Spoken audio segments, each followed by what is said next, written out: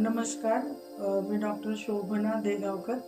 आज आपण विवाह आणि कृष्णमूर्ती ज्योतिष हा विषय घेणार आहोत. विवाहासाठी पत्रिकेतील 2, 7, 11 हे भाव पाहिले जातात. संततीसाठी ज्याप्रमाणे 5वा भाव हा प्रमुख भाव असतो, त्याप्रमाणे विवाहासाठी सप्तम भाव हा प्रमुख भाव आहे, तर 2 आणि 11 हे पोषक भाव आहेत. नेहमीप्रमाणेच मुख्य म्हणजे सप्तम भावाचा उपनक्षत्र स्वामी आणि नक्षत्र स्वामी जर 2, 7 आणि 11 यापैकी एखाद्या भावावर जरी कार्य करत असला तरी विवाह होण्यात अडचण येत नाही.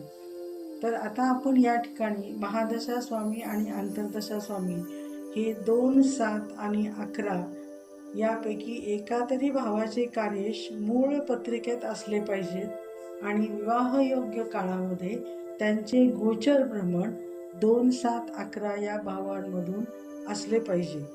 तर महादशा स्वामी म्हणजे ज्या ग्रहाची महादशा चालू आहे त्याला आपण महादशा स्वामी म्हणतो. तर प्रत्येक ग्रहाच्या महादशा ह्या ठरलेल्या आहेत आणि महादशामध्ये परत 9 ग्रहांच्या अंतर्दशा असे सेक्शन पाडलेले आहेत.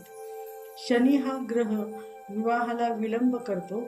विवाहासाठी शुक्र आणि मंगळ हे 2 ग्रह आवर्जून बघितले जातात. जर शुक्र आणि मंगळ हे 2 ग्रह 6, 8, 12 या दुःख देणाऱ्या किंवा वाईट स्थानात पडत असतील तर वैवाहिक सौख्य हे कमीच असते. तसेच पत्रिकेवरून आपल्याला प्रियकर विवाहित आहे का, प्रेम विवाह होईल का, लग्नानंतर घटस्फोट होईल का, या गोष्टी समजतात. फक्त गुणमेलन करून लग्न करण्यापेक्षा वधूवरांच्या लग्नानंतर येणाऱ्या ग्रहांच्या महादशा ह्या 2, 7, 11ला जर पोषक असतील तर घटस्फोट होणार नाही.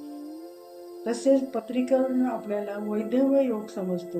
वैधव्य योग म्हणजे ओल्ड एजने नवरा आणि बायकोंचा एकमेकानंतर मृत्यू होणे हे निसर्ग आहे, परंतु तरुणपणात जर वैधव्य योग येत असेल किंवा वैधव्य योगाचा योग असेल तर कृष्णमूर्ती ज्योतिषप्रमाणे पत्रिकेवरनं म्हणजे भावचलित पत्रिकेवरनं आपल्याला समजतं.